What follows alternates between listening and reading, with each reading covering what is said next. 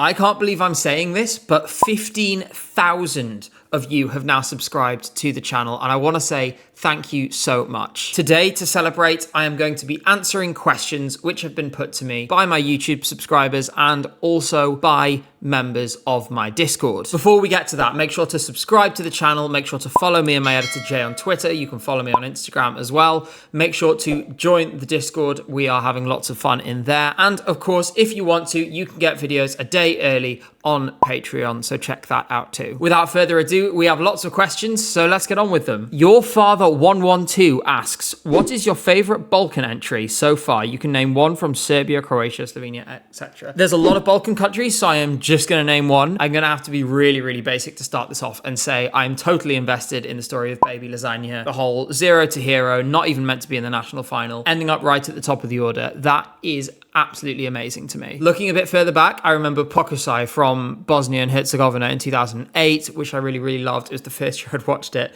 and seeing that man appear out of a basket of laundry kind of sold the whole contest for me. At Akmal Basihazis asks, at what point in your YouTube career in which you look at it and start to experience that, wow, this doing numbers moment? So actually a few. The first one was the Finland video, one of the first videos we did. Very fortunate. We got some pickup on that one from users in Finland. And that really set the tone because a lot of those people subscribed and meant that future videos got a much bigger boost. The second moment I really remember was the review video where we reviewed the Netherlands. Again, this got a really fast start. I was sat in the pub at the time watching these numbers going, I cannot believe this. And obviously nothing has come close to the video I did after the actual contest this year, which was a terrifying but extraordinary experience. And I am really, really thankful to have already had several of these moments in such a short time. Alak333777 asks, okay, it's a long one.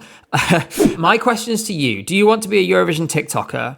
You get advantages. There was a special TikToker studio in Malmö. They receive VIP tickets. Would you give up on ESC United to start a career as a Eurovision TikToker? The short answer is no. TikTok is a great platform. It's a really useful platform for a lot of things. I am going to try and dip my feet into it a bit more this year. But what I do here is so important to me. What I do for ESC United is so important to me. Those perks you mentioned, such as the VIP tickets, aren't something that really interest me. They aren't the kind of thing that I want to get out of this experience. So yes, you can expect me to be active on TikTok, but don't expect me to be dropping any of my other commitments in favor of that anytime soon. Allegra 3500 says, what on earth happened when you were living in Germany? And what is the most likely country return and debut we'll see in the next few contests? What on earth were you doing in Germany? So I studied German at uni and I did a year abroad. I lived in Regensburg in Bavaria. I lived in a really terrible block of student accommodation. I arrived there on the first day. There were no plug sockets, no internet, and no bed sheets. So I sat on the floor and cried.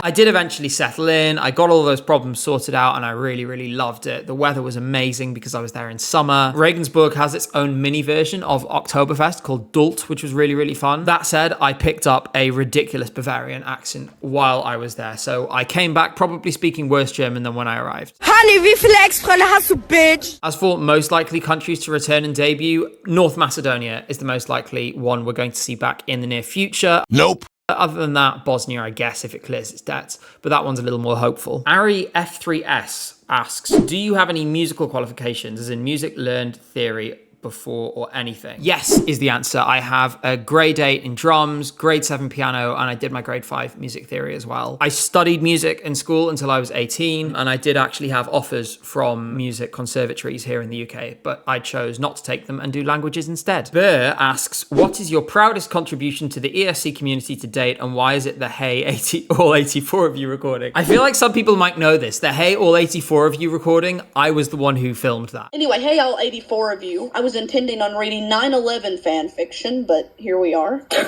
Okay then. I found a fan fiction of Bojan watching 9/11 happen, but in the plane it's Cardia. Why the fuck would someone write 9/11? So a bizarre legacy of mine from 2023 was putting that out into the universe. My proudest contribution to the community, I think, has to be the video I made after Eurovision this year. I think it was the culmination of weeks and months of work documenting all the ways in which Eurovision was being twisted this year, and I'm really, really proud of the impact that was able to have. I really hope I'm able to make similar impacts in future, because I really want to be a positive influence on this contest. Boyka Svoika asks, favorite song from Unava San Marino auditions? Loco Boombox. I don't need to justify this. Just listen. To the right, 2, 3, 4, salta.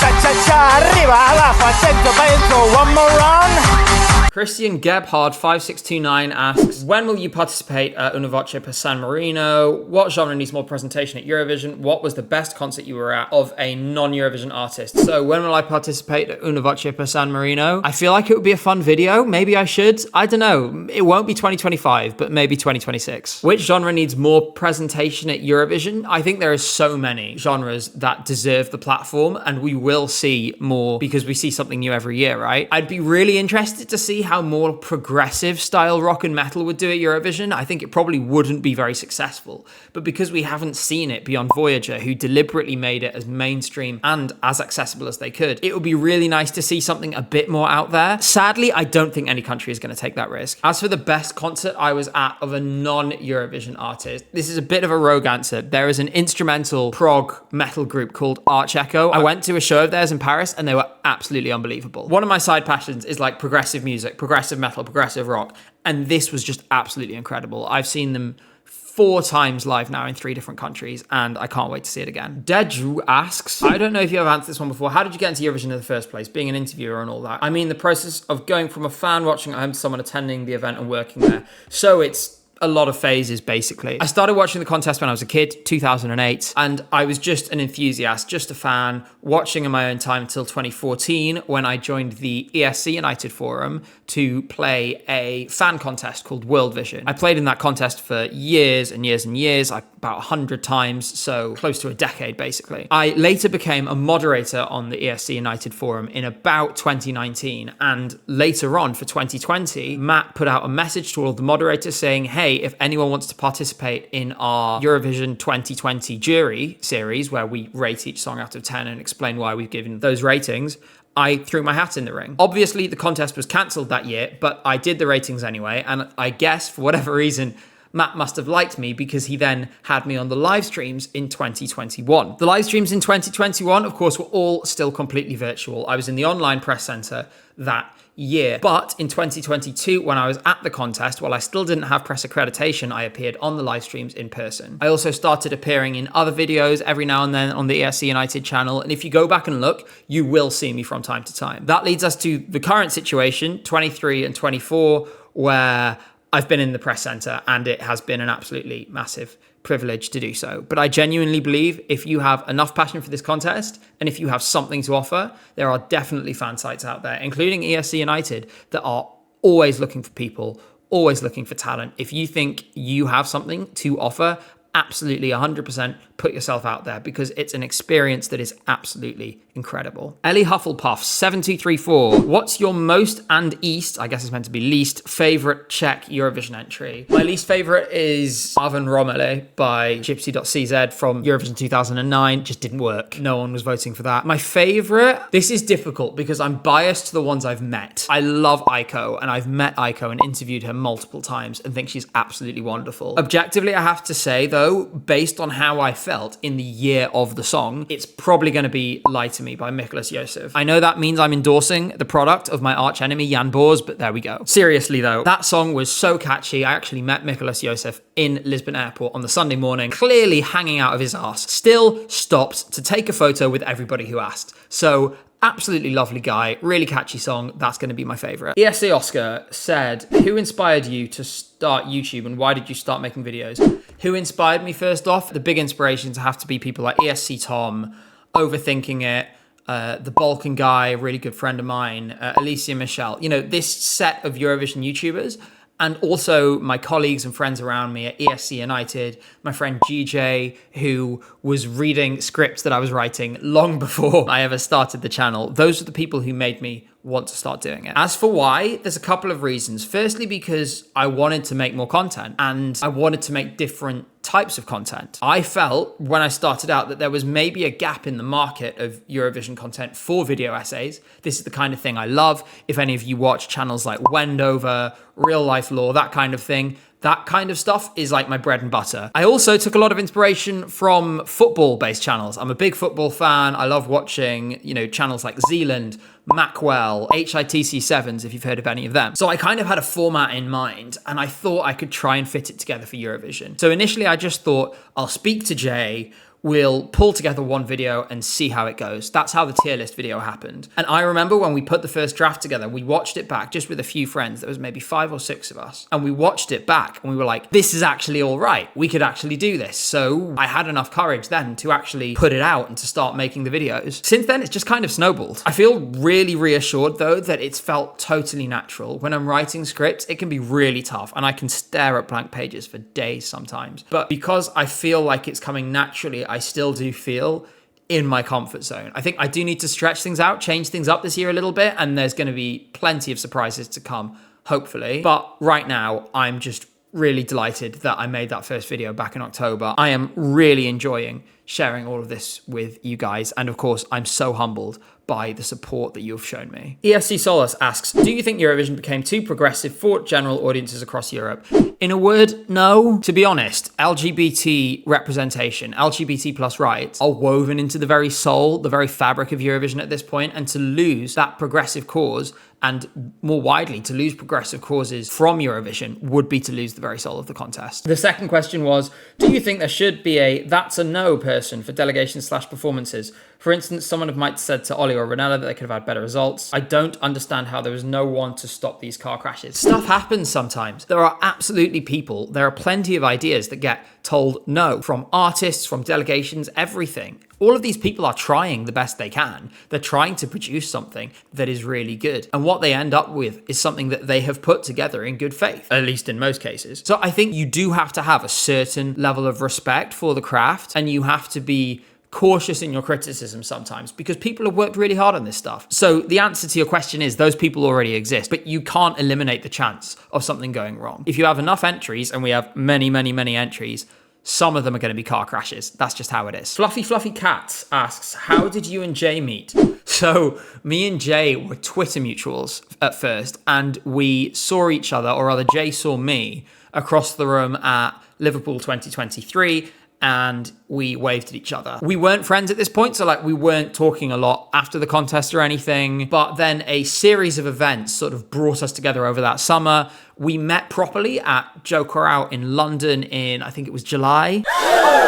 After that, we kind of fell into the same friendship group. So by the time I asked Jay if he wanted to edit videos for me, this would have been in September. I'll stick the original DM from Discord on screen. By the time I asked him to do that, we'd already, we'd been friends for a couple of months. And obviously we've got so much closer since then. And we are still in the same really tight-knit group of friends. Galactic President asks, do you want to live in a castle / what's your favorite castle? I don't think I'd want to live in a castle. It's a bit over the top for me, I guess. If I had to name a favorite castle, I guess it would be Dunstanburgh Castle in Northumberland. I'm from the northeast of England, so it means a lot to me. And there's little rock pools and stuff along the walk down to the castle from the village nearby. So it's just really nice. If you ever get a chance to go there, you absolutely should. Haxvile asks, is Jay still locked in the cupboard? Yes, he is. Hattie asks, are Jaffa Cakes biscuits? That is a difficult question, but personally, I am of the opinion that Jaffa Cakes are biscuits. IABITV Presents says, do you plan to become a juror for a national final? You really deserve to influence a national selection's results. I'm going to say no comment at the minute. Jamie Jew asks, when did you first realize you were a fan of Eurovision? I've known since the very first minute I watched. My parents were watching it in 2008. I came into the living room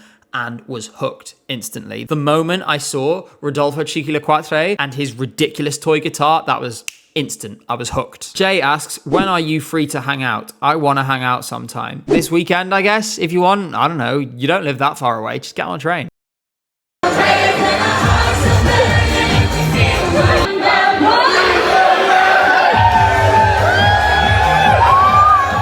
JSG asks, how many languages do you speak / know? So I speak English, German, and Russian. I've also studied at various points Dutch, Luxembourgish, and Finnish. I also, when I was a kid, learned how to read Hebrew, which is also why I can make like the ch sound that you have in Russian, for example. Literally just because I was taught how to read Hebrew when I was 4 years old. Kid Voodoo 2833 asks, which Eurovision artists were you most excited to meet or interview? Any artists you'd like to meet in the future? Any I'd like to meet in the future? Honestly, most of them, because I've had pretty much universally good experiences. There've been one or two which weren't so good, but I won't name names. The artist who I think I've enjoyed meeting the most has definitely got to be Visminist and Pull-Up. That is probably an answer that most of you expected. These guys are just the most down-to-earth, chill guys you're ever going to meet. Super relaxed, super easy to interview. They gave me tickets to their album launch at the end of May, which was really, really amazing. And Estonia is a really amazing country as well. I wouldn't have seen it if it weren't for them. So I'm so grateful. As well as that, their backroom team were just the nicest people ever. And I feel really lucky and privileged to have some of those people, not just as colleagues, but as friends. And I can't wait to work with them more in the future. Club Dead asks, when did you first start the channel? Well, the first public video was 9 months ago, but the first private video, there are a few mashups I made, like really terrible, like shitposty mashups, which were posted on this channel like a year and a half ago. I might occasionally like dribble out the links. A few of you have seen them. So if you know, keep the secrets, because I will just occasionally feed them out to people. Join my Discord and I might post them in there. Leah asks, what country do you want to visit the most? Begging, please come to Australia, we're not scary. I would love to visit Australia, but it's far away and very expensive. So I do have a couple above that on my list. I'm sorry. So the first place I really want to go is Bulgaria. I have some really close friends out there and I want to go to the seaside on the Black Sea. Georgia, same reason. And just the food is amazing. I really want to go and eat Georgian food in Georgia. Finally, I just want to give a shout out to Leah, who did the most amazing fan art and posted it on my Discord. It's on screen now. So everyone say thanks, Leah, in the comments. Marin B asks, if you could choose another continent to make Eurovision for, which one would you choose and why? That's very difficult. I mean, I wouldn't choose North America just because there's only like 3 countries in North America. But beyond that, I mean, the musical and cultural diversity across Africa or Asia or South America would all create an amazing contest if it was set up in the right way. So to be honest, I don't know how to answer this question. Probably from a personal note, as somebody who's very interested in like Central Asian music, Mongolian throat singing. I've also had like a Kazakh pop phase and stuff. I have a playlist and everything. I'm gonna say Asia Vision, but I think every single continent has something to offer. I would love to see this format work successfully across all different continents. It hasn't yet, but there's definitely still time. Mr. Rose Lux Boy asks, why did Portugal get 758 points in 2017? Because it is over 100 points more than second place scored ever in ESC. Well, it got that many points because people voted for it and the juries like it. I will always be an Amar Pelush Deutsch defender. I think it was an absolutely great song. I was there in the room. I saw it live. Nobody wanted any other song to win once they had seen it in the room. Please just trust me. It was incredible. I think genuinely this is a song that just spoke to people emotionally and spoke to jurors emotionally. And as a result, in a year that generally had a lot of good songs, but no really great songs, except for a couple, meant that Portugal was in a position where they could run away with the win. At Not Schluggy asked,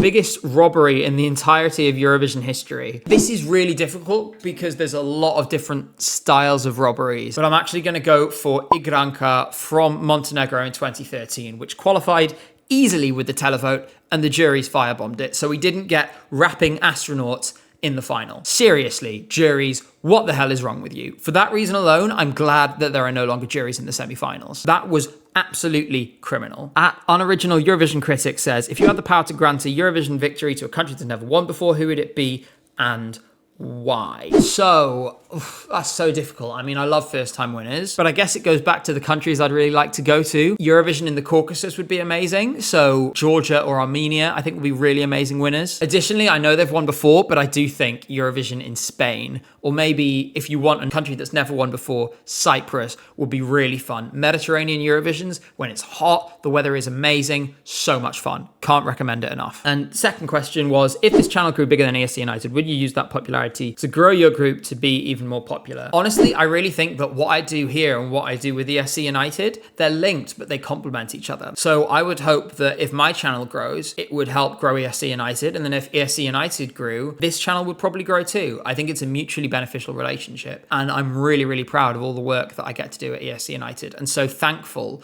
to Matt and the whole team who gave me the chance to do this in the first place. Persona NG asks, if you had a chance to become the Eurovision journalist earlier, I love that, the Eurovision journalist, the only one, which of the previous seasons would you like to cover the most? In other words, which year had the artists you'd like to interview the most, best lineup, location, funny dramas, etc.? This is really difficult, but I think, to be honest, the ones that I remember from when I was young, because if you told me when I was a kid, when I really got obsessed with Eurovision, so this is like 2010 to 2014 when things really got intense for the first time. If you told me then what I'd be doing now, there's no way I would have believed you. It would have been beyond my wildest dreams. I would love to go back to 2013, 2014 and interview those artists just because that was an absolute dream for me at that time when I was still a kid. And the fact that I've now been able to fulfill that dream is just something that I am so thankful for. PN2360 asks, do you think that the televote should get more weighting, and if so, how much?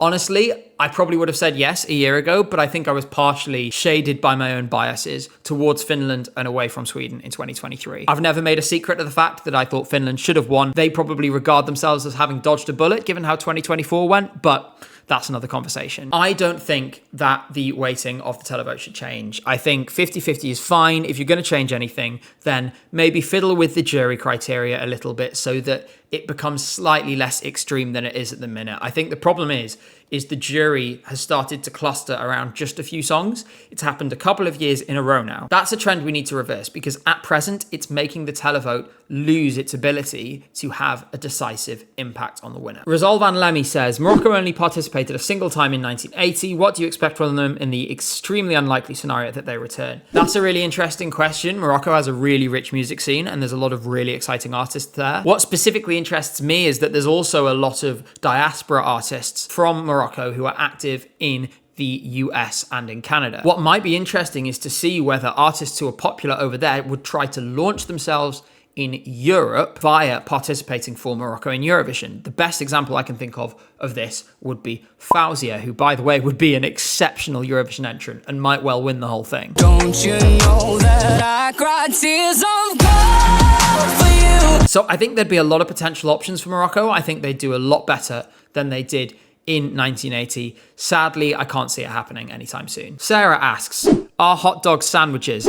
I'm going to go with yes. Sean Casey asks, what's your favorite Eurovision song from before you were born? So my favorite Eurovision song before I was born, there's a few I really love going way, way back. Sing Little Birdie is a big favorite of mine. Save All Your Kisses for Me as well by Brotherhood of Man, I think is really gorgeous. I went through a phase of really loving Rock and Roll Kids by Harrington and McGettigan, which won for Ireland in the 90s. What I really love about this song is that a male duo had never won the contest before. Ireland was clearly running out of money to host this thing. They sent these guys who then won with a record point score. So I'm going to go with that just for the story around it and for the memories I have attached to the song. Tom Yam 211 asks, any other hobbies / interests / skills that people might be surprised that you have?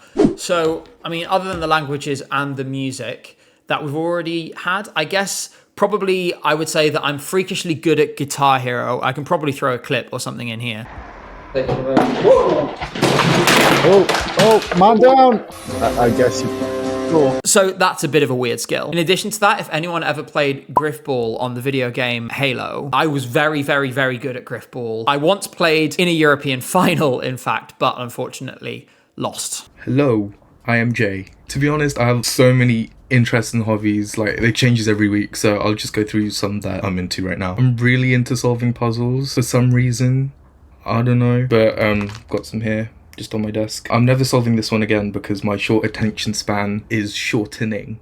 Thanks, TikTok. I used to run an editing Instagram account up until around 2021 or 2022. I used to make edits of movies, series I was watching. I made a Måneskin edit after they won. I'll show it to you right now.